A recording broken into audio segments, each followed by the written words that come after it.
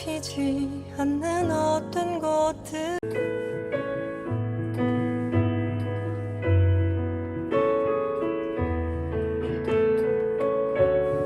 함께 찬양했습니다. 예수 아름다우신. 예수 아름다우신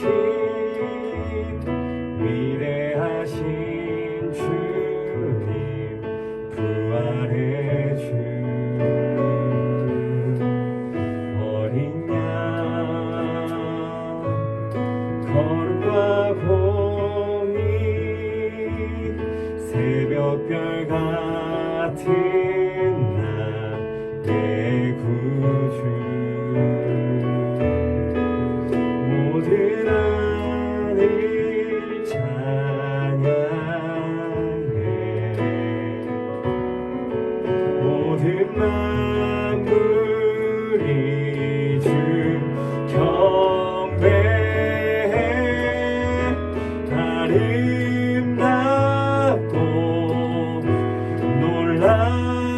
놀라우신 모든 이름보다 높은 이름 아름답고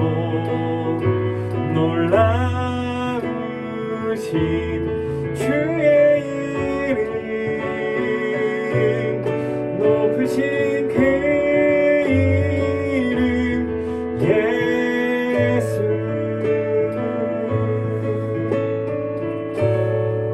예수 아름다우신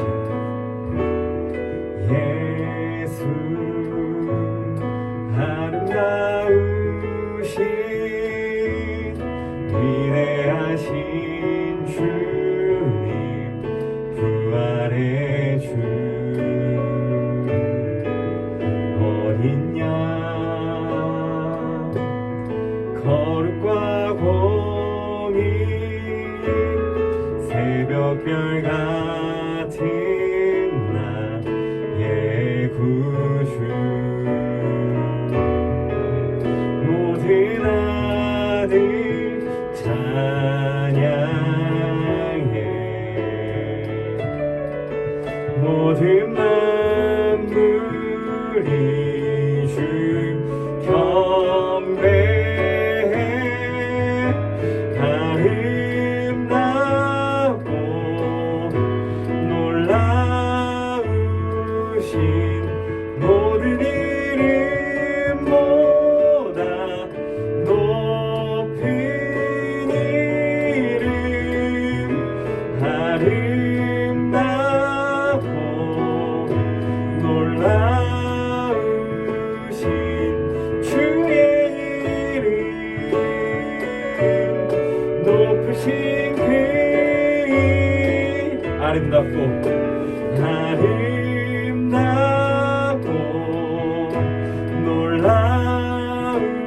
놀라우신 모든 이름보다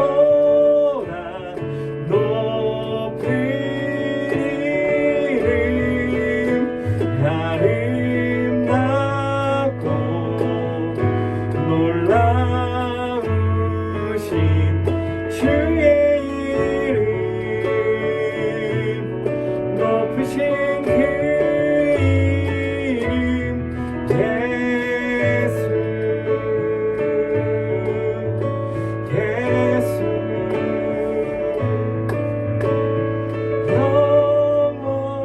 영원히 주 찬양 주 사랑해요 주 사랑해요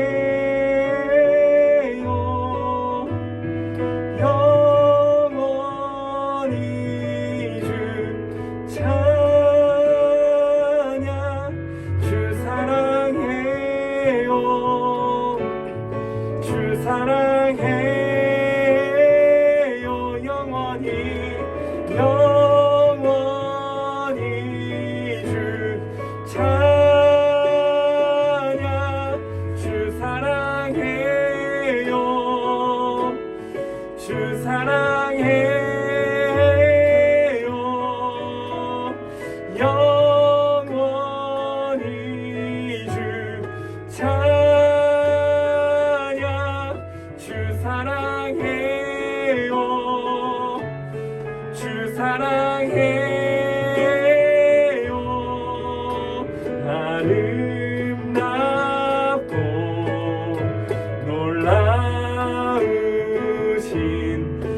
모든 이름보다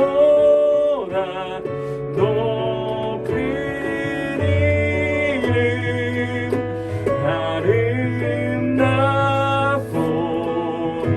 놀라우신 주의 이름 높으신 그 이름 아름답고 놀라우신 모든 이름보다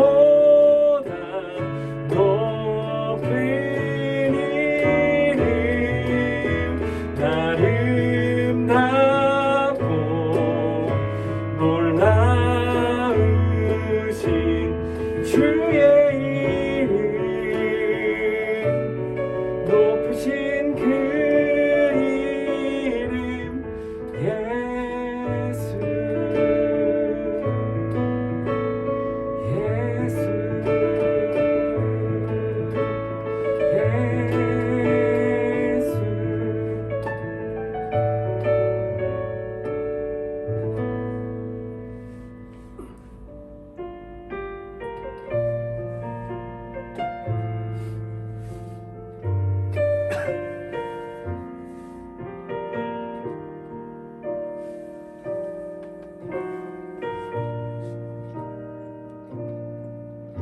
내가 누려왔던 모든 것들이 내가 지나왔던 모든 시간이 내가 걸어왔던 모든 순간이 당연한 것 아니라 은혜였소. 아침 해가 뜨고 저녁에 노을 봄의 꽃향기와 가을의 열매 변하는 계절의 모든 순간이 당연한 것 아니라 은혜였소. 내가 누려왔던 모든 것들이 내가 지나왔던 모든 시간이 내가 걸어왔던 모든 순간이 당연한 것 아니라 은혜였소. 아침 해가 뜨고 저녁에 노을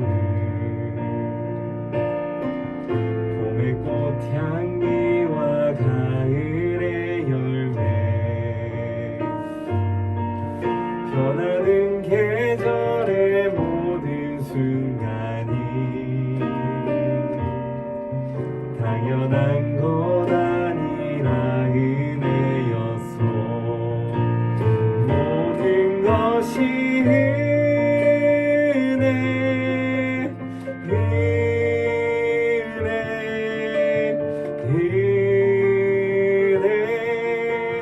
한없는 은혜 내 삶에 당연한 것 하나도 없었던 것을 모든 것이 은혜였소.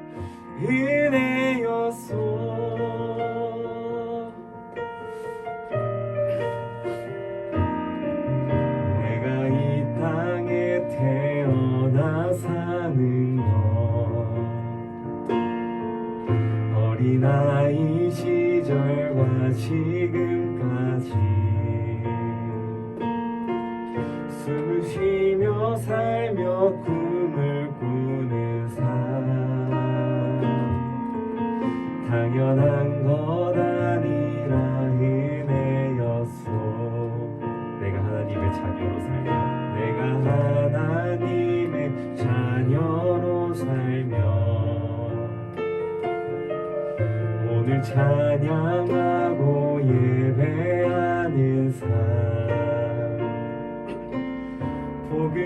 전할 수 있는 축복이 당연한 건 아니라 은혜였어. 모든 것이 은혜,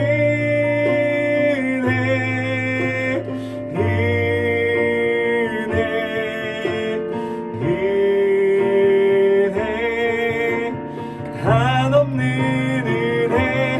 내 삶에 당연한 것 하나도 없었던 것을 모든 것이 은혜, 은혜였소. 모든 것이 은혜, 은혜,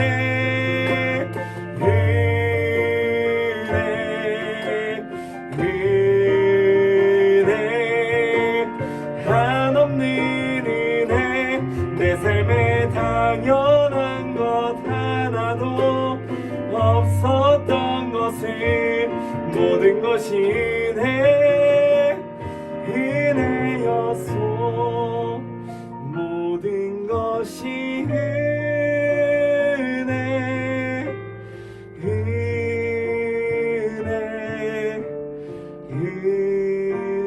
은혜, 한없는 은혜.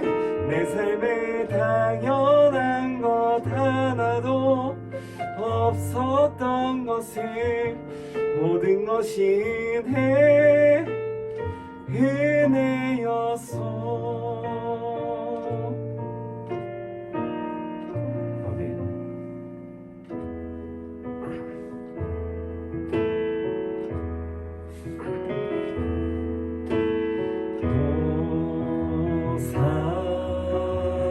호산나 높은 곳에서 우리와 함께 영광을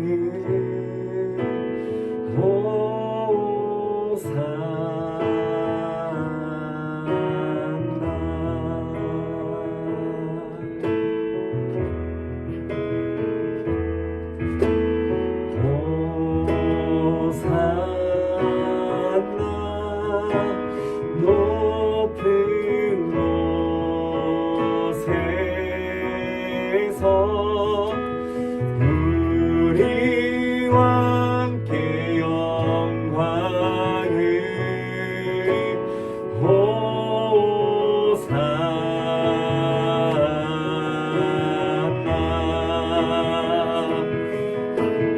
목소리 높여서 호산나.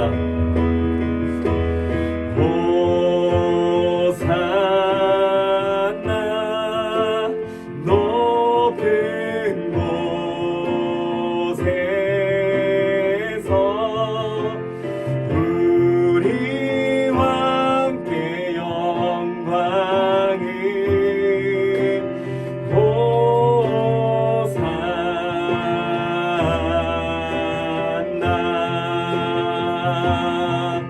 한 번 더 목소리 높여서 호산나.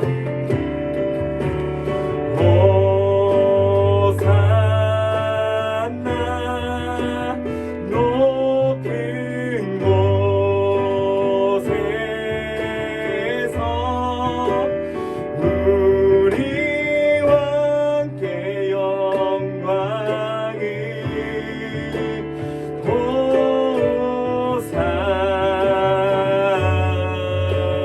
호산나. 한 번 더 호산나.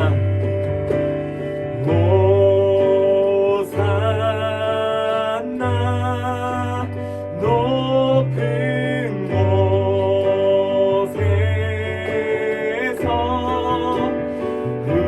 우리와 함께 영광을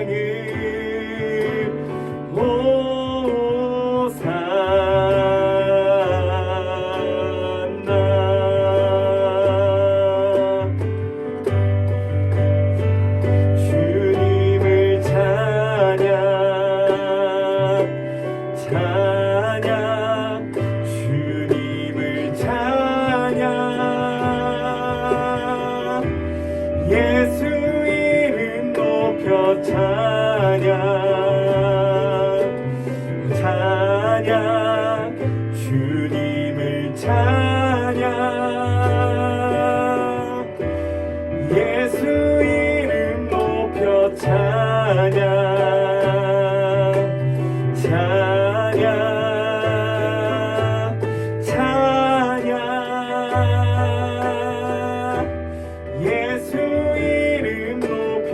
찬양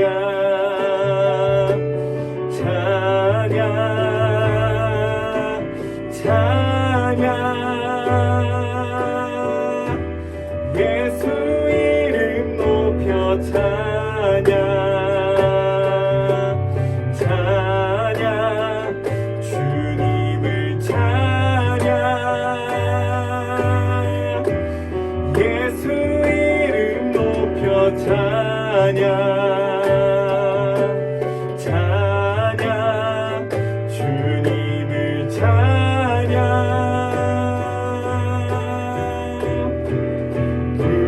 우리와 함께 영광을 호산나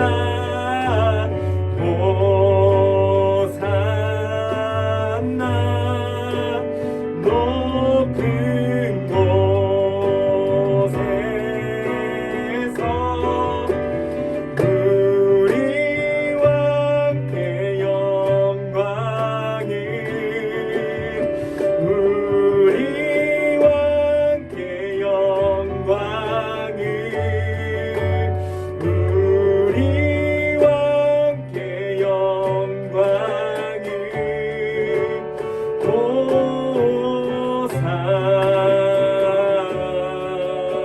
호산나.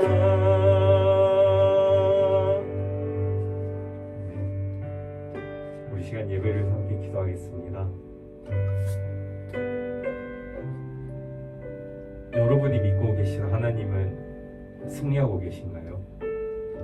이기시는 분인가요? 여러분이 계시는 곳에서 예배할 때 여러분의 예배는 승리하고 계신가요? 여러분 정말 깨어있기를 정말 주님의 이름으로 너무나 함께 축복하고 소원합니다. 여러분 우리 함께 깨어있읍시다. 함께 깨어서 그 주님을 맞이하며 주님을 경배하며 주 앞에 나아가는 우리 중고등부 학생이 한 명 한 명이 될 수 있기를 원합니다. 우리 시간 함께 기도할 텐데요. 하나님, 우리의 진정한 왕이 되어 주시옵소서. 주님을 호산나 찬양할 수 있는 내가 될 수 있기를 원합니다. 그런 예배가 되기를 원합니다. 주님, 내가 어디에 있든지 주님을 예배하는 자가 될 수 있도록 주님 나와 함께하여 주세요. 우리 시간 그 주님을 간절히 붙잡고 주 앞에 나가길 소원합니다. 기도하겠습니다. 하나님, 가운데 진정한 왕이 되어 주시옵소서. 주님을 경배합니다. 주님을 맞이합니다. 주님을 초대합니다. 주님 오늘도 가운데 함께해 주시옵소서. 그리고 주님을 예배할 수 있도록 주님을 각자 자리에서 우리 예배하는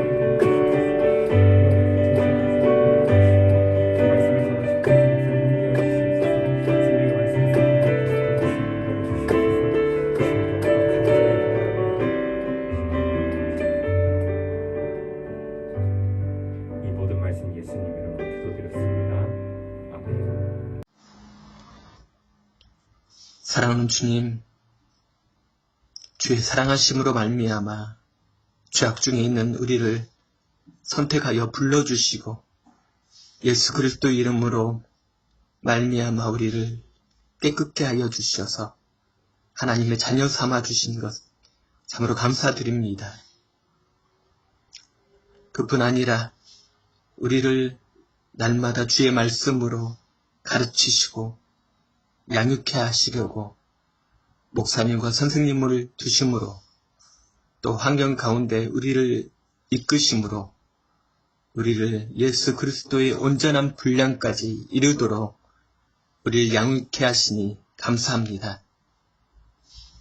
사랑하는 주님, 주의 은혜가 날마다 우리에게 크고 놀라울진데 우리가 주님을 알지 못함으로, 주님을 이해하지 못함으로 하나님이 어떻게 우리를 사랑하시는지 잘 이해할 수 없어서 때때로 짜증내고 불평하고 원망하는 우리 모습이 많았습니다.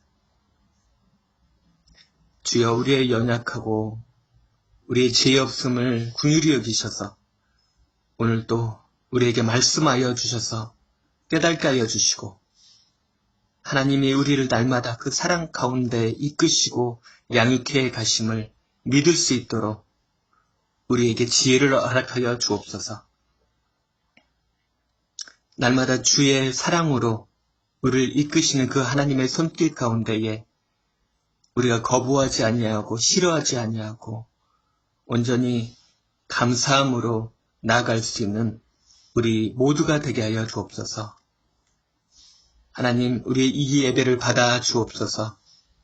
말씀 전하시는 목사님의 입술을 주관하셔서 그의 말씀 가운데에 하나님의 음성을 듣게 하여 주시고, 그 말씀으로 인하여서 우리의 삶을 보여지게 하여 주셔서 우리의 삶에 하나님의 인도하심과 하나님의 계획들을 발견해 나갈 수 있도록, 그 말씀을 통하여 하나님의 뜻대로 살아드릴 수 있도록 인도하여 주옵소서.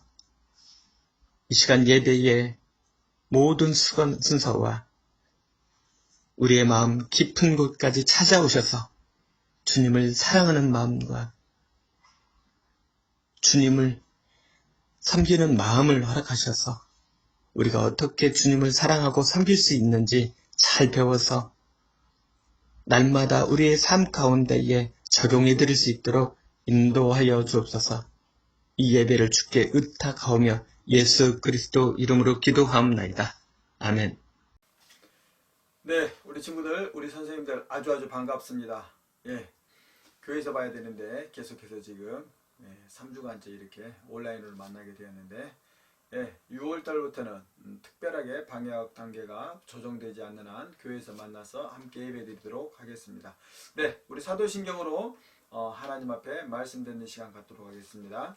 전능하사 천지를 만드신 하나님 아버지를 내가 믿사오며 그의 아들 우리 주 예수 그리스도를 믿사오니 이는 성령으로 잉태하사 동정녀 마리아에게 나시고 본디오 빌라도에게 고난을 받으사 십자가에 못 박혀 죽으시고 장사한 지 사흘 만에 죽은 자 가운데서 다시 살아나시며 하늘을 오르사 전능하신 하나님 우편에 앉아 계시다가 저리로서 산자와 죽은 자를 심판하러 오시리라. 성령을 믿사오며 거룩한 공회와 성도가 서로 교통하는 것과 죄를 사하여 주시는 것과 몸이 다시 사는 것과 영원히 사는 것을 믿사옵나이다. 네, 우리 친구들, 우리 선생님들 아주 반갑습니다. 오늘 이제 우리가 십계명, 지난주에 이어가지고 이제 두 번째 계명을 이렇게 볼 텐데, 오늘 말씀 먼저 이렇게 함께 읽고 시작하겠습니다. 구약 출애굽기 20장 4절에서 6절까지만 보려고 합니다. 우리 공과 자료 보셔도 되겠습니다. 우리 함께 읽도록 하겠습니다.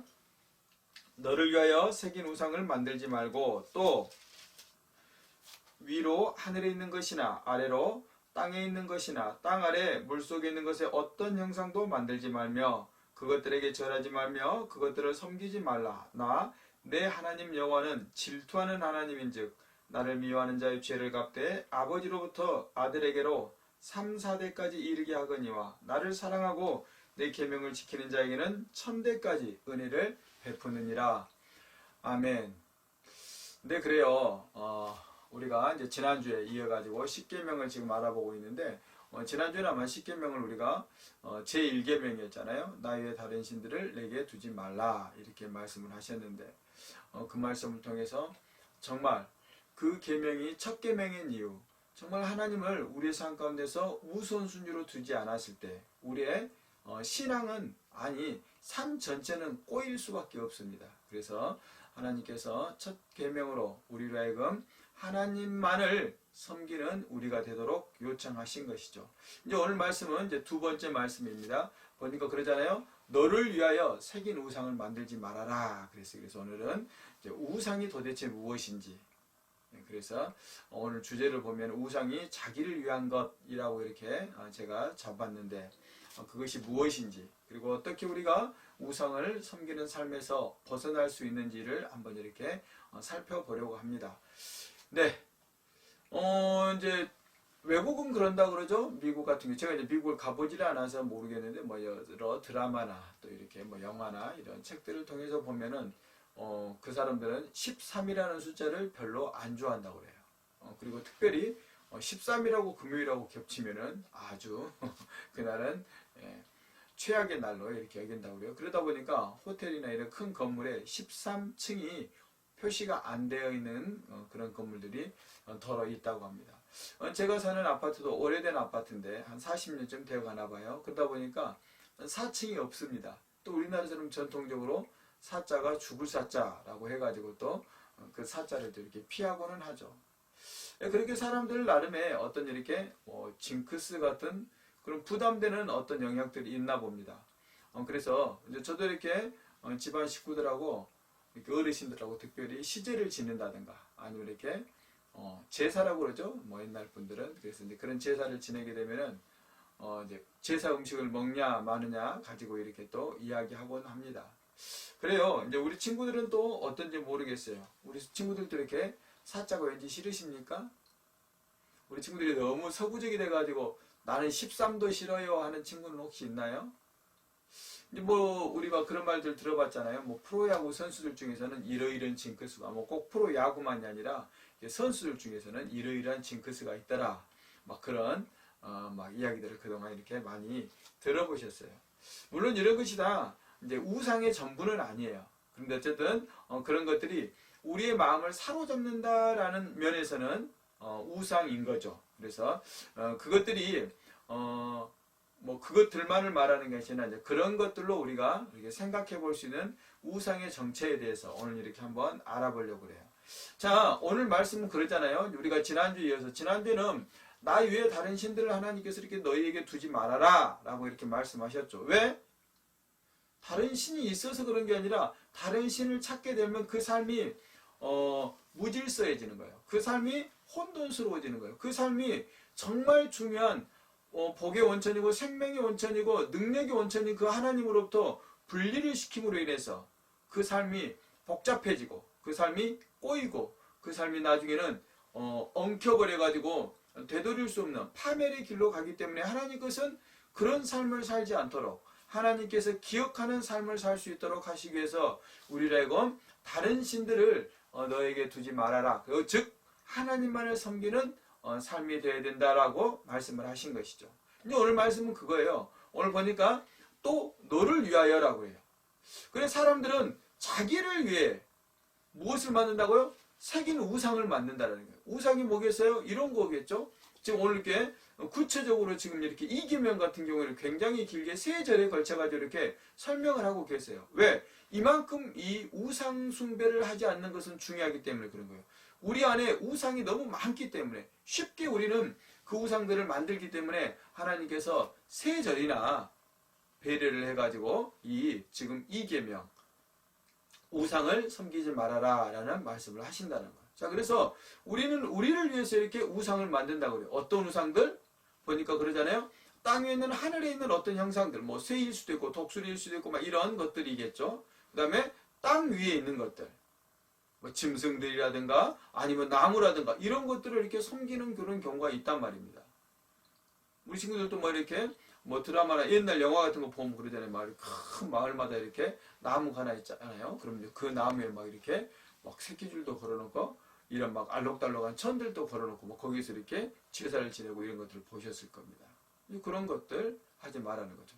뿐만 아니라 땅 아래에 있는 물속에 있는 어떤 형상도 만들지 말라는 거. 그러니까 뭐 수중생물 형상을 만들어서 또 그것도 섬기지 말아라 이렇게 말씀하시죠. 그러면서 그것들 만들지도 말고 또 그것들에게 절하지도 말고 그것들에게 섬기지도 말아라 이렇게 말씀하신다는 거죠. 그러면서 하나님 말씀하시잖아요. 보니까 나는 나 여호와는 질투하는 하나님이라고 당신을 설명하시는 거예요. 참, 하나님께서 나는 사랑이 많은 하나님이야 라고 하시는 게 아니라 나는 질투하는 하나님이라고 이렇게 말씀하실 정도로 이 우상 숭배에 대해서 하나님께서 질투하신다는 거예요. 그래서 우리가 미워하는 짓을 하면, 여기서 미워하는 짓이라는 건 구체적으로 그런 거잖아요. 그런 우상들을 만들고 그것들을 섬기고 그것들에게 절하는 것이죠.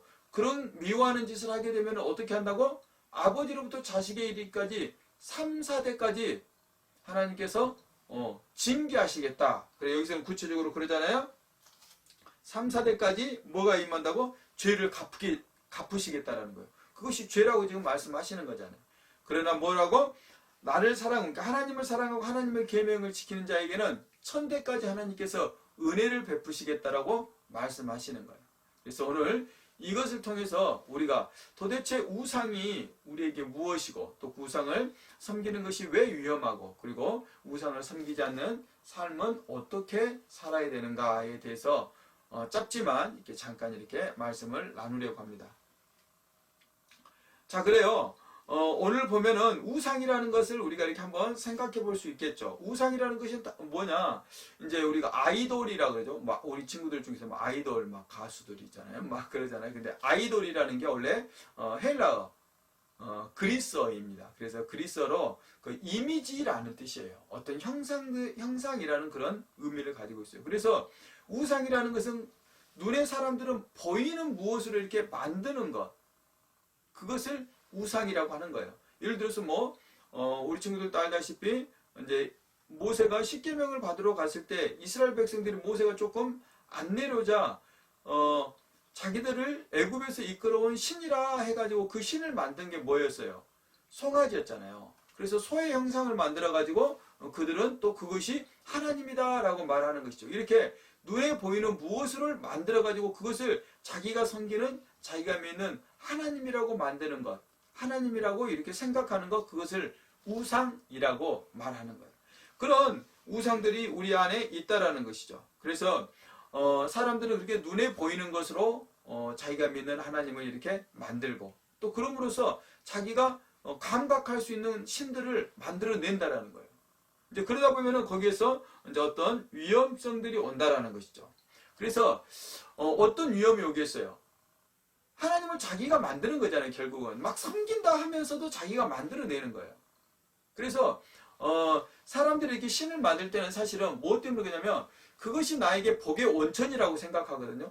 그것이 나에게 힘을 준다고 생각하는 거예요. 그것이 나에게 풍요를 준다고 생각하는 거예요. 이제 요즘 사회는 산업사회인데, 옛날 사회는 지금 우리가 지금 성경이 쓰여진 배경은 유목사회, 농경사회이잖아요. 이제 농경사회, 특별히 이제 이스라엘 백성들이 가나안에 가가지고 살 때는 농경생활을 하던 그 가나안 민족들을 이렇게 많이 보게 되는데, 그때 농경이라는 것은 굉장히 중요하죠. 무엇 때문에 중요해요? 이제 먹고 사는 것이 땅에 있는 것이잖아요. 그래서 그 땅에 있는 그 수확물을 통해서 생존이 되기 때문에 그 풍요라는 게 너무 중요한 거예요. 근데 그 풍요가 그냥 이루어지나요? 그냥 농사를 짓는다는 것은 내가 그냥 씨 뿌리면 자동으로 막 열매가 열리고 그러는 것이 아니란 말입니다. 거기에는 여러 조건이 필요해요.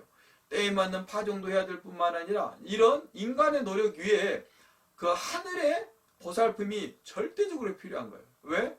때에 맞춰가지고 비가 내리지 않으면 파종이 안 되는 거예요. 요즘 이제 우리나라 같은 경우는 모내기가 거의 끝나가는데 물이 있어가지고 논에다 물을 가둘 수 있어야지만, 그래서 논을 갈아야지만 벼를 심을 수가 있는 거죠. 모내기를 할 수가 있는 거죠. 근데 그때 비가 안 오게 되면은 모내기를 할 수가 없는 거예요. 이제 그런 거겠죠. 그리고 막 이제 수확철이 됐어요. 수확철에는 이제 곡식들을 말려가지고 이제 그 알곡을 취해야 되는데 그때 막 비가 내려버리면 어떻게 되겠어요? 우리나라 같은 경우 가을에 막 태풍이 온단 말입니다. 한참 배가 익어갈 무렵에 태풍이 오고 그래요. 그러면 그 해에는 여지없이 수확량이 확 줄어듭니다. 아무리 여름까지는 막 벼가 잘 돼 있을지라도 그 수확할 때 그런 일들이 생기면은 수확량이 확 떨어져 버리는 거죠. 그러다 보니까 사람들은 뭐예요? 항상 하늘에 대한 그런 의존도가 높은 것이죠. 그래서 막 그런 이제 농경사회에서 같은 경우는 그렇게 자기들에게 풍요를 주는 신들을 만들어내요. 그러다 보니까 이런저런 미신 행위들을 한다는 것이죠. 지금 우리 성경의 배경이 되는 그 이스라엘 지역, 팔레스타인 지역에서는 그래서 바알 신을 이렇게 섬겼어요. 바알의 때를 맞춰가지고 비도 내리고 그리고 풍요를 자기들에게 준다고 생각한 것이죠. 그래서 바알 신상을 만들었어요. 막 소를 타고 다니는 그런 바알 신을 만들어가지고 그 신을 섬기면서 그 신이 자기들에게 풍요를 주는 것이냐 이렇게 여겼다라는 것입니다. 자, 그랬을 뿐만 아니라 이제 그렇다면 오늘날 우리는 어떠냐?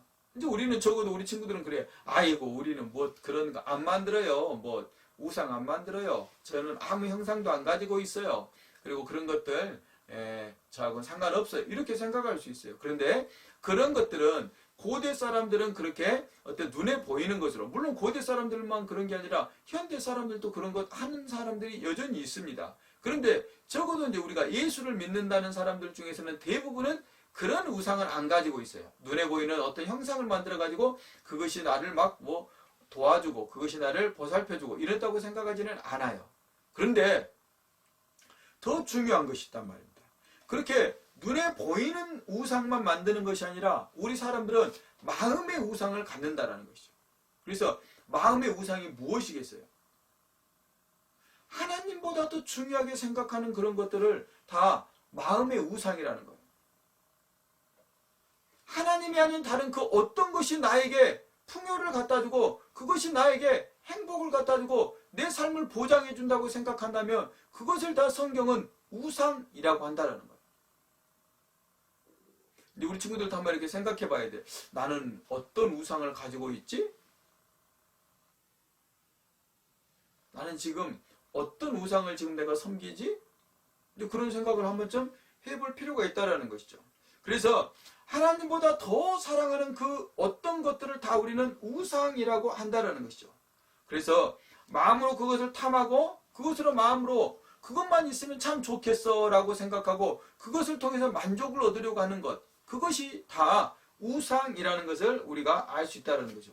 이거를 제가 이제 골로새서 3장 5절 6절을 보면은 이렇게 되어 있어요. 제가 한번 읽어드릴게요. 자, 한번 들어보세요. 예, 그러므로 땅에 있는 지체를 죽이라. 지금 바울 사도가 골로새 교회에 말씀하는 거예요. 곧 음란과 부정과 사욕과 악한 정욕과 탐심이니 탐심은 우상 숭배니라. 이것들로 말미암아 하나님의 진노가 임하느니라 그랬어요. 여기서 보니까 탐심이 우상 숭배라는 거예요. 탐심이라는 것이 무엇이겠어요? 그래요. 자기 안에 무엇이 정말 중요한지를 몰라고 그 마음이 무질서한 상태, 이것을 혼돈이라고 그러는데 마음이 헷갈리고 혼돈되는 거예요. 그런 상태에서 자기가 원하는 그것을 우리가 탐심이라고 하고 그것이 우상숭배라고 지금 바울 사도는 말하고 있다는 거죠. 결국 그렇다면 정리해 보겠습니다. 우상이라는 것은 무엇이냐? 눈에 보이는 형상일 수도 있지만 눈에 보이지 않는 것이 더 위험하고 많다. 그런데 그것은 무엇이라고? 내 안에 하나님보다도 중요하다고 생각하는 것. 그것이 내 삶을 보장해주고 그것이 내 삶을 풍요의 삶으로 만들고 그것이 내 삶을 행복의 삶, 그것이 내 삶을 보다 잘 사는 삶이라고 삶으로 이끈다고 생각하는 그 모든 것을 다 우리가 우상이라고 말한다는 거예요. 자, 그래서 이제 우리가 그 우상이라는 것의 그 위험성들을 한번 이렇게 살펴보려고 그래요. 우상이라는 그런 것입니다. 처음에는 작은 것에서 시작해요. 소박한 마음에서 시작한다는 것입니다. 원래 이스라엘 백성들이 그 시내산으로 그 모세가 율법을 받으러 갔대. 십계명을 받으러 갔을 때 그들은 아주 소박한 마음, 그래 그냥 우리를 이렇게 애굽에서 이끌어진 그 신이 우리에게 필요해. 모세가 근데 안 내려오잖아. 그러니까 우리가 그 신을 한번 섬겨야 되는데 어떻게 섬겨야 되고 그분이 어떤 분인지 모르겠어 해가지고 그냥 만든 거예요. 소의 형상을. 근데 하나님은 그거를 싫어하신다는 거죠. 왜? 이제 사실 그렇습니다. 하나님을 우리가 어떤 형상으로 만들면 그 형상 안에 하나님을 가둬버리는 거예요. 그럴 거 아닙니까? 우리가 예를 들어서 소의 형상으로 하나님을 만들었다 그러면 소 형상 속에 하나님을 가둬버리는 거예요.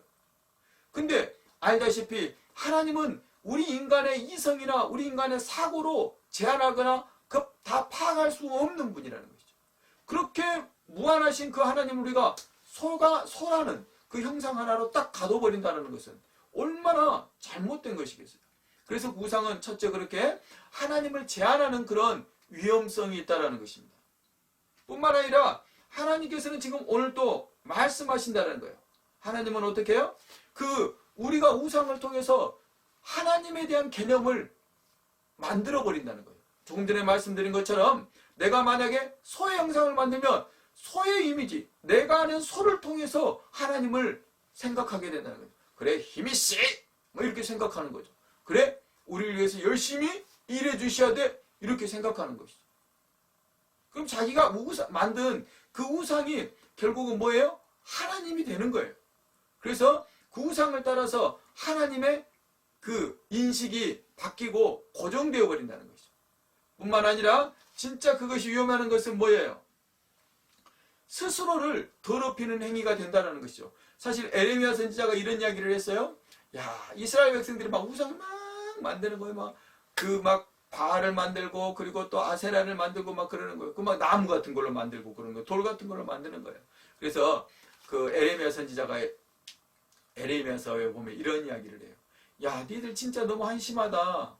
니들이 막 나무로 그렇게 막 우상을 만드는데 니들 얼마나 웃기냐, 니들이 하는 행위가. 나무 그걸로 우상을 만들 때 일부만 쓰고 나머지 것들은 다 이렇게 깎아내고 잘라내는데 그 잘라내는 것들은 니들 뭐하냐. 그래, 그거 그냥 아궁이에 넣어서 불사르지 않냐. 그래, 아궁이에 불사른 그 나무는 뭐고, 니들이 그렇게 바알이라고 아세라라고 우상으로 섬기는 그것은 또 무엇이냐. 똑같은 나무 아니냐. 그런데 나무 중에서 일부는 불태우면서 또 그 일부는 마치 그것이 너희들의 삶을 행복하게 해주는 것처럼 그렇게 여긴다는 것, 얼마나 웃기냐. 그렇게 하면서 그 이스라엘 백성들을 에레미야 선지자가 이렇게 질책을 하죠. 자, 그런 거예요. 우상이라는 것이 때로는 우리를 이렇게 어리석게 만들고 또 우리로 하여금 한심하게 만든다는 거예요. 그러면서 우리를 이렇게 결국은 파괴하는 그런 삶의 자리로 이끌고 갑니다. 호세아 선지자는 우상을 만드는 이스라엘 백성을 향해서 야, 간음한 여인이라고 그랬어요. 그래서 간음하는 것처럼 하나님이 아닌 다른 어떤 것을 찾아가지고 자기의 삶의 에너지를 다 쏟아버리는 그런 삶, 자기 파괴적인 삶이라고 말하는 거죠. 그렇게 우상을 우리가 섬기게 되면은, 우상을 우리 안에 두게 되면은 그런 삶이 우리 안에 펼쳐진다는 것이죠. 그러나 더 중요한 게 있습니다. 우상이 정말 위험한 것은, 오늘 우리가 출애굽기에서 그랬잖아요. 하나님은 질투하시는 하나님이라 그래가지고 그 죄를 갚으시겠다 그러잖아요. 하나님은 질투하시는데 우리가 질투에 대한 개념을 조금 이해할 수 있어요. 우리가 흔히 생각하는 질투하고 하나님의 질투는 본질적으로 다릅니다. 우리 사람들이 하는 질투는 시기심 때문에 합니다. 우리 사람들이 하는 질투는 때로는 정의롭지 못합니다. 때로는 그것이 여러 모순을 가지고 있습니다. 그래서 온전하지 않는 질투를 하는 거예요. 근데 하나님의 질투는 정의로운 질투예요. 하나님의 질투는 사랑의 질투라는 거예요. 하나님은 사랑하기 때문에 그 사랑을 그 사람이 몰라주기 때문에 안타까워하는 그런 질투를 한다는 것이죠. 우리 친구들도 나중에는 이렇게 남자친구를 사귀고 여자친구를 사귀고 그럴 거예요. 그때 내가 그냥 그 친구를 내가 막 내 스스로의 욕심 때문에 질투하면은 그 사랑은 건강한 사랑이 아니에요. 그런데 우리가 정말 사랑하면 질투할 수 있는 거예요. 그가 내 사랑을 몰라주면 얼마나 마음이 아프겠어요. 그 사람이 내 마음을 몰라줄 때 그 마음은 너무나 아픈 거예요. 하나님의 질투는 그런 질투라는 거예요. 그래서 하나님의 질투는 우리를 어떻게 한다고요? 죄 없다 하지 않는다라는 거예요. 왜 그러겠어요?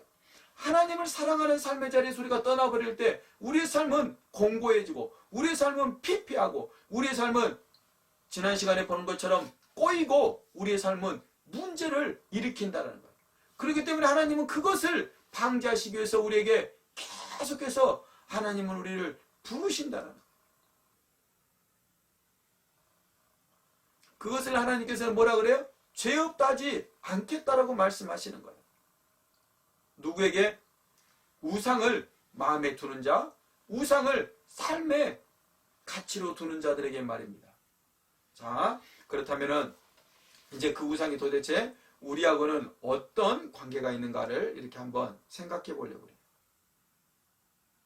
자, 우리 친구들도 그래요. 나는 이게 성공하고 싶어요. 나는 이렇게 잘 살고 싶어요. 나는 이렇게 내 인생을 한번 멋지게 살고 싶어요. 나 유명해지고 싶어요. 라고 그렇게 하는 친구들이 있어요. 아니, 그것이 나쁘다라는 것이 아니에요. 자, 그래서 이제 우리가 이제 그런 것들을 한번 바랄 때 우리 스스로 왜 내가 그것을 바라는가는 대신 반드시 점검해야 돼요. 우리 지금 요즘 이렇게 세상의 그 삶의 방식들 이런 것들을 보면은 여기는 되게 뭐냐면은 속물근성들이 있어요. 이 속물근성이라는 것은 뭐냐면은 아주 세속적인 가치관이라는 거예요. 세상에 속해져 있는 그런 가치관을 속물근성이라고 해요. 이 속물근성은 이런 거예요. 사람이 가진 것이라든가 사람의 능력이라든가 사람의 지위를 통해서 그 사람의 존재를 그냥 동일시하는 것을 말하는 거예요. 예를 들어서 길가에 가다 만나는 어떤 구걸하는 일을 만나면 그래 저 인생은 구걸할 수밖에 없는 인생이라고 딱 정의해버리는 거예요. 가난한 사람 만나면 그래 저 사람은 가난한 사람, 나보다 공부를 좀 못하는 사람 있으면 쟤는 공부 못하는 사람이라고 그냥 그 사람의 지금 현재 상태를 가지고 그 사람의 전 존재를 그냥 동일하게 여겨버리는 거예요. 그러니까 어떻게 돼요? 많이 가진 사람, 적게 가진 사람, 공부 잘하는 사람, 공부 못하는 사람, 그리고 유명한 사람, 유명하지 못한 사람, 이런 식으로 지위가 높은 사람, 지위가 낮은 사람, 이런 식으로 구분하는 것이죠. 그래서 속물근성은 맨 먼저 뭘 하게 되냐면 비교를 하게 돼요. 나보다 많은가 적은가, 나보다 센가 약한가, 나보다 강한가 약한가, 나보다 높은가 낮은가, 나보다 잘하는가 못하는가, 이렇게 비교를 해요. 비교를 해서 구분을 해요. 나보다 잘하는 사람, 나보다 못하는 사람, 나보다 많이 가진 사람, 나보다 적게 가진 사람, 나보다 더 똑똑한 사람, 그렇지 못한 사람, 이렇게 다 또 이렇게 구분을 해요. 그리고 나가지고 어떻게 해요? 자기보다 조금 더 잘하고 더 많이 가지고 더 능력 있고 더 높은 사람, 더 힘센 사람에게는 그냥 시기하고 질투하고, 그리고 때로는 그들이 어떤 것을 만나면 막 분노해요. 그들이 조금 잘못한 거면 뭐 그런 사람이 그렇게 한단 말이야 라고 하면서 분노해요. 우리가 막 작년 한 해 동안 조국 교수에 대해서 막 분노하는 것도 일종의 그런 것들이에요. 뿐만 아니라 그럼 어떻게 자기보다 못하는 사람을 만나면 또 어떻게 되겠어요? 자기보다 덜 가진 사람, 자기보다 연약한 사람을 만나게 되면 어떻게 돼? 에헤이 저것도 못해? 그러면서 그냥 우월감에 빠지는 거예요. 그리고 거드름을 피우면서 교만한 자리로 삶을 이끌고 간단 말이죠. 그래서 늘 이 삶은 뭐예요? 분노하거나 아니면 시기하거나 질투하는 것, 그런 삶의 자리로 가든가 아니면 교만해가지고 오만 방자하고 사람들을 무시하는 그런 삶의 자리로 자기를 끌고 간다는 거예요. 이런 삶이 그럼 어떻게 되겠어요? 행복하겠어요? 행복할 수 없죠. 결코 이 삶은 행복할 수 없는 거예요. 내가 나보다 잘하는 사람을 만나면 내가 그렇게 잘하기 위해서 그냥 막 나는 고군분투해야 될 뿐만 아니라 나보다 못하는 사람을 만나면 그렇게 교만한 삶의 자리로 자기를 끌고 가면서 어떻게 그 삶이 행복하겠어요? 설령 탑이 된다 해도 그 삶은 불행한 거예요. 왜? 그 탑의 자리가 영원하지 않다라는 것을 알거든요. 그래서 그는 내가 설령 1등, 내가 원하는 그것을 가졌고 그 자리에 내가 갔을지라도 그때 그 사람이 느끼는 것은 잠시 행복감, 그 다음부터는 불안감이 찾아와요. 내가 이것 어떻게 해야 유지할 수 있지라는 그런 불안감을 가지게 된다는 거예요. 이제 우리나라에서 가장 이런 속물근성의 대표적인 것이 뭐냐면 대학 서열화예요. 우리 친구들 다 알잖아요. 그래 서울대, 연세대, 고려대, 그리고 서울에 있는 대학들, 그리고 지방대학, 그리고 또 지방대학 중에서도 저기 잘 알아주지 않는 대학이라고 이렇게 우리 안에 이렇게 대학의 서열화가 이미 다 되어 있다는 것이죠. 이 서열화가 얼마나 비참하겠어요. 그 서열화 속에 들어가면 어떻게 돼요? 그들의 과거 행복한 적이 없었던 거예요. 그 대학을 가기 위해서 열심히 공부한 거예요. 앞에 사람을 추월하기 위해서, 앞에 사람을 따라잡기 위해서 열심히 공부하면서 살았다라는 거예요. 뿐만 아니라 그 대학에 들어갔다 갑시다. 그러면 그 대학 생활 자체가 또 행복하겠습니까? 아니 그래 그 대학을 졸업했다고 해봅시다. 그러면 그 삶은 또 행복이 보장되겠습니까? 절대 그렇잖아요. 아까 말씀드린 것처럼 비교하면서 끊임없이 구분하면서 자기의 교만에 빠지거나 아니면 비굴함의 자리에 빠지게 된다는 것이죠. 그러면서 자기 삶을 피폐한 삶, 그런 자기 삶을 그렇게 어려움의 자리로 몰아넣고 만다는 거예요. 공부? 우리 친구들 열심히 공부해야 합니다. 그런데 공부 열심히 하는 것보다 더 중요합니다. 무엇이? 내가 왜 공부를 해야 하는지, 내가 왜 공부를 열심히 해야 되는지, 그것을 내가 아는 것은 너무 중요하다는 거예요. 조금 전에 말씀드린 것처럼 남보다 많이 가지기 위해서, 남보다 더 똑똑해지기 위해서, 남보다 더 그걸 가지고 좋은 직장 가져서 내가 더 잘 살고 그것으로 내 인생을 행복하기 위해서, 그것 하나님이 싫어하시고 그렇다면 그것은 우상인 거예요. 그래서 공부하기 위해서 하나님과 나와의 관계가 소홀해진다면 그것 다 우상인 거예요. 우리 친구들이 진짜 공부를 하기 위해서는 그렇게 해야 되는 거 아닙니까? 내가 그래 모르는 내가 진리를 알아야겠어. 내가 정말 사람들에게, 이 인류 공동체에게, 이 생태계 하나님이 만들어주시는 이 생태 환경에 정말 도움이 되는 그런 인생을 살기를 원해. 그러기 위해서 내가 공부하기를 원해.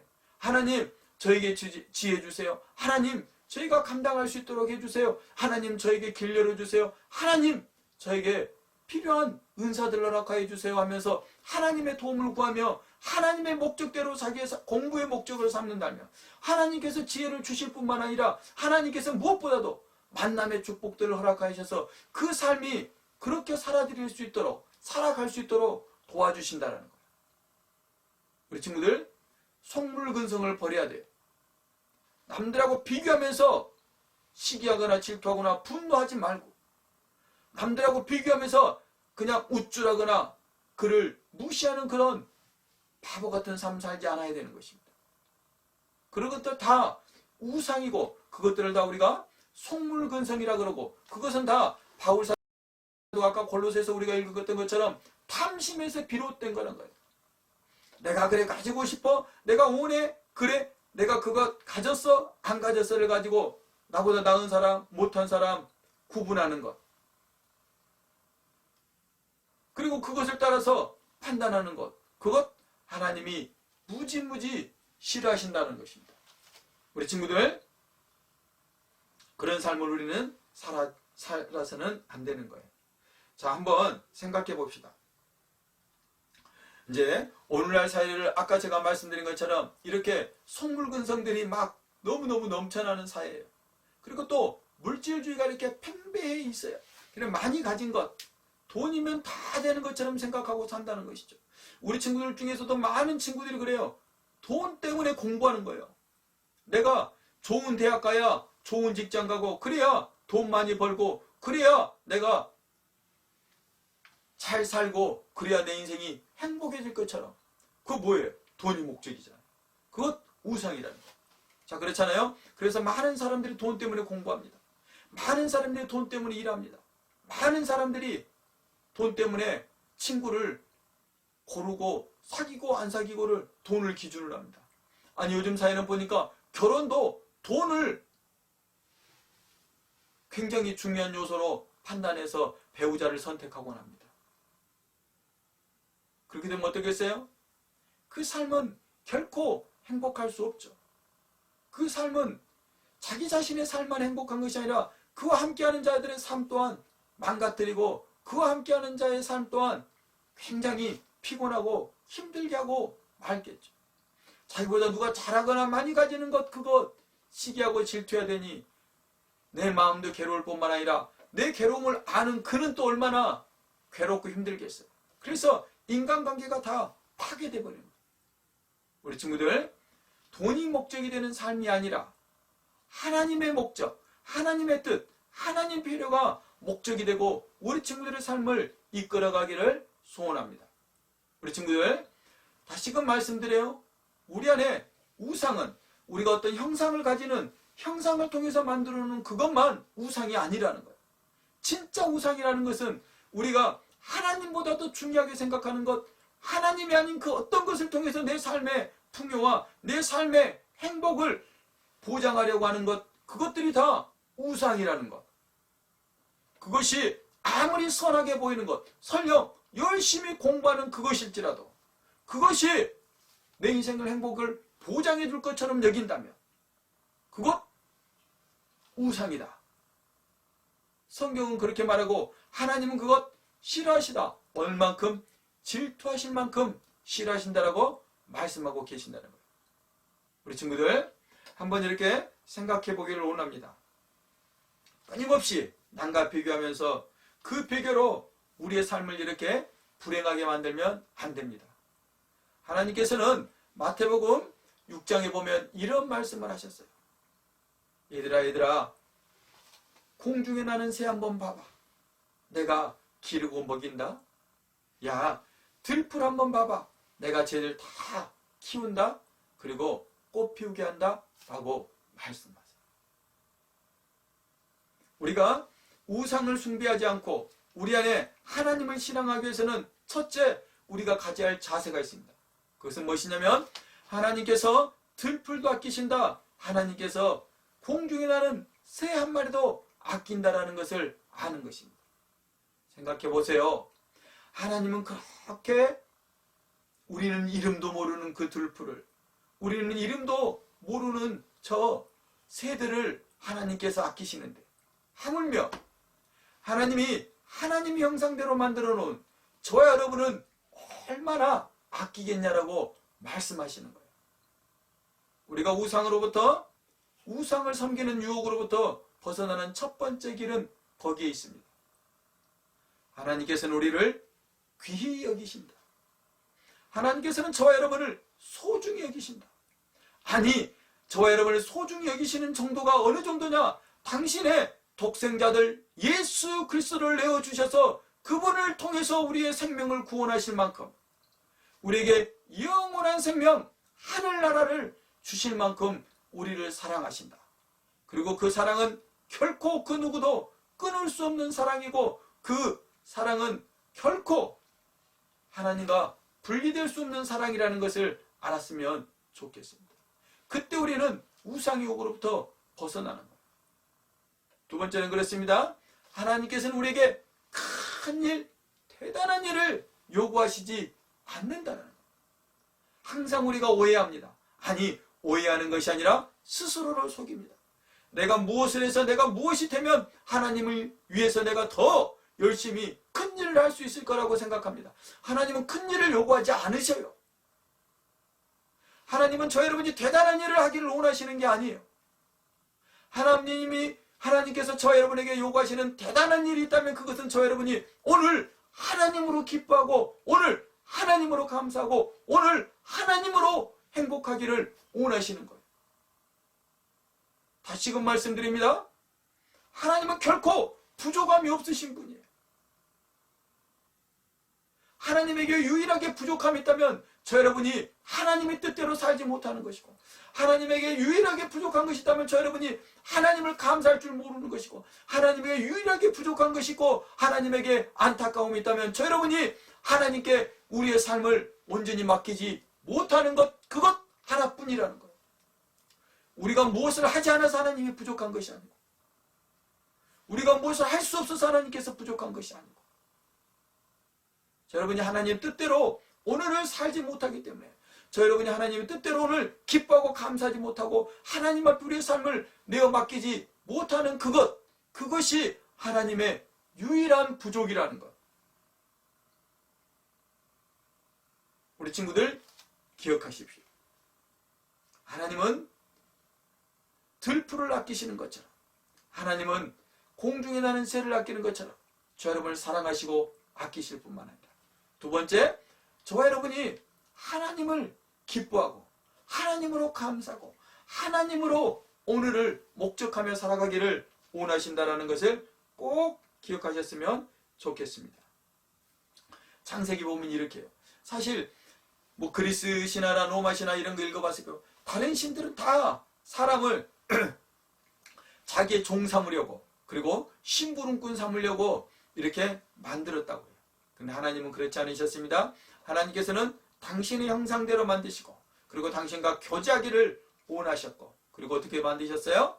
우리를 하여금 하나님께서 만들으신 모든 것을 다스리고 정복하며 우리로 살도록 우리를 만들어 놓으셨다는 거예요.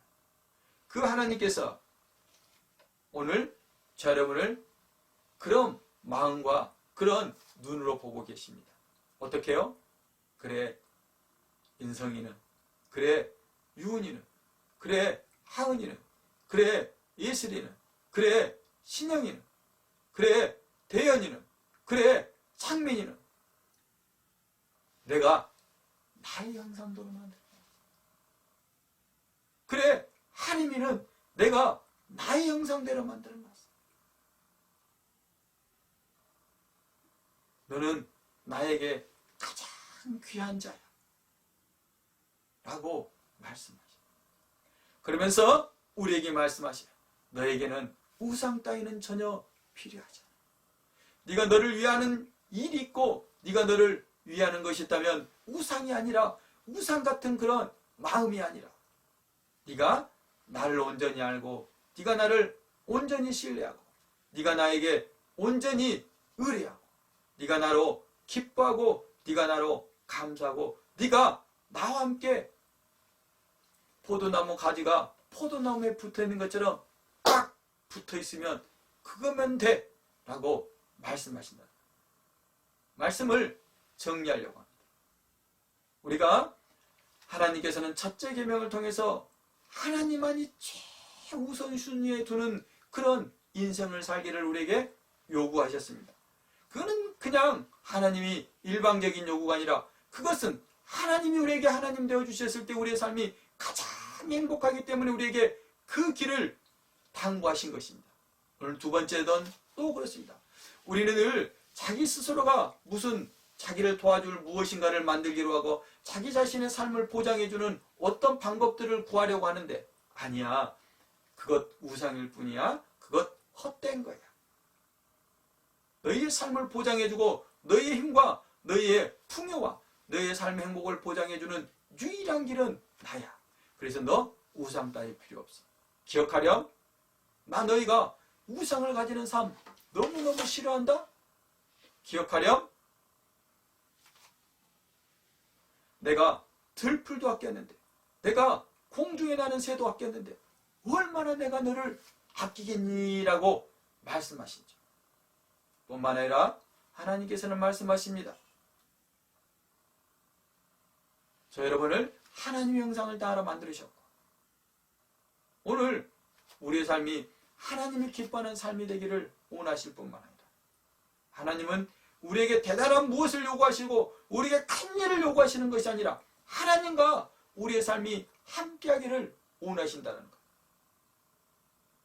자기가 자기를 위하는 것, 그것을 우상숭배라 그러고 자기가 자기를 위해서 무엇인가를 하려고 하는 것, 하나님 없이 하려고 하는 것, 하나님보다 더 사랑하는 것, 하나님보다 더 귀하게 여기는 것, 그것이 있다면 그것을 탐심이라고 그러고 그것을 우상숭배라고 한다는 것이죠. 그 우상숭배는 하늘에서 해를 딱 띄어내고 그 자리에다가 20W짜리 전등을 하나 설치하는 것하고 똑같아요. 하나님이라는 그 거대하고 어마어마한 그 하나님의 존재를 배제한 채 내 스스로 조그마한 20W짜리 형광등 하나 켜려고 우리 인생을 어리석은 자리, 우리 인생을 피폐한 자리, 우리의 삶을 소모적인 자리, 아까 말씀드린 것처럼 속물 근성을 가지고 남과 나와 비교하면서 우울감에 시기심에 분노에 우쭐함에 빠져서 자기의 삶을 늘 불안 가운데 두고 자기의 삶을 늘 파괴적인 자리로 둬서는 안 되는 것입니다. 그래서 하나님께서 두 번째 계명으로 그런 삶을 살지 않도록 우리에게 우상을 두지 말라라고 말씀하시는 것입니다. 다시 말씀드립니다. 우리는 우상을 버려야 합니다. 눈에 보이는 우상뿐만 아니라 눈에 보이지 않는 우리 마음 안에 하나님보다 더 귀히 여기는 것들, 그것들이 있다면 다 그것 우상이고 하나님은 그것 절대 싫어하시고 그것은 결코 우리의 삶을 행복하게 해주지 못한다는 것. 하나님이 우리를 얼마나 귀하게 대하시는가를 마음에 늘 깊이 생각하시고 그리고 하나님이 원하시는 삶은 여러분이 오늘 하나님으로 기뻐하는 삶을 살기를 원하신다는 것 꼭 기억하시기를 바랍니다. 자, 기도하겠습니다. 참으로 좋으신 하나님 아버지 감사드립니다. 오늘도 하나님께서는 우리로 하여금 우상이 우리 삶을 얼마나 피폐하게 하는지를 알려주시고 우리가 우리 스스로의 삶을 행복하게 하고 우리가 우리 스스로의 삶을 우리 스스로가 안전하고 풍요하고 잘 사는 자의 삶으로 만드는 것, 만들려고 하는 것, 그것이 다 우상 숭배인 것을 알려주시고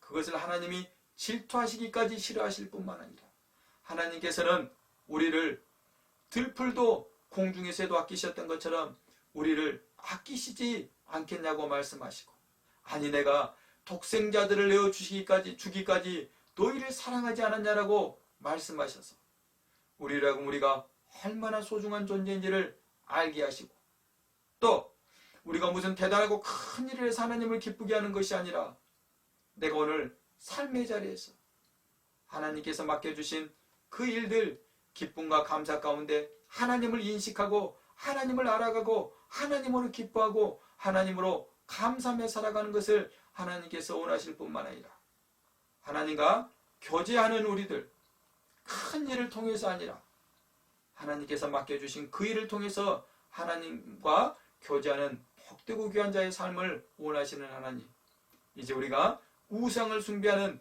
어리석음의 자리에서 벗어나서 이제 우리 눈이 밝아져 하나님이 기뻐하시는 것이 무엇인지 온전히 알게 해주시고 우리의 마음이 깨끗해져 하나님을 바라보는 하나님의 아들이라 일컬음을 받는 복되고 귀한 저희들 다 될 수 있도록 주님 축복하여 주시옵소서. 오늘도 우리 가운데 말씀하신 하나님께 감사드리며 예수님의 이름으로 감사하고 축복하며 기도 올립니다. 아멘. 네, 아까 말씀드린 것처럼 다음 주에는 이제 코로나 방역 단계가 상승되지 않는 한 교회에서 모여서 예배할 것입니다. 우리 친구들 마음 모아서 교회 와서 선생님들도 보고 친구들도 동생들도 언니도 형도 누나도 보면서 이렇게 함께 예배했으면 좋겠습니다. 네, 우리 주기도문으로 오늘 예배를 마치도록 하겠습니다. 하늘에 계신 우리 아버지여, 이름이 거룩히 여김을 받으시오며 나라에 모합시며 뜻이 하늘에서 이룬 것 같이 땅에서도 이루어지이다. 오늘날 우리에게 일용할 양식을 주옵시고 우리가 우리에게 죄진 자를 사하여 준 것 같이 우리의 죄를 사하여 주옵시고 우리를 시험에 들게 하지 마옵시고 다만 악에서 구하옵소서. 대개 나라와 권세와 영광이 아버지께 영원히 싸움나이다. 아멘. 네, 우리 친구들, 우리 선생님들 많이 보고 싶고 그리고 사랑합니다. 건강하십시오. 네, 다음 주에 교회에서 만나겠습니다. 사랑합니다.